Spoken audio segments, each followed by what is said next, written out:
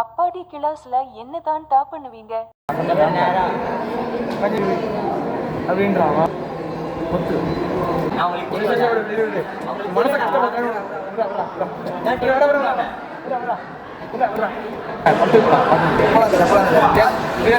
காசுக்கு 40,000 போன இவ்வளோ பற்றி கட்டுவாங்க.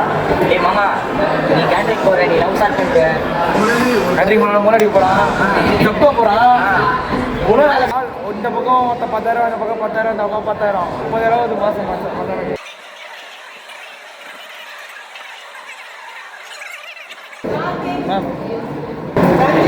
ஃபோன் உண்டாதுடா.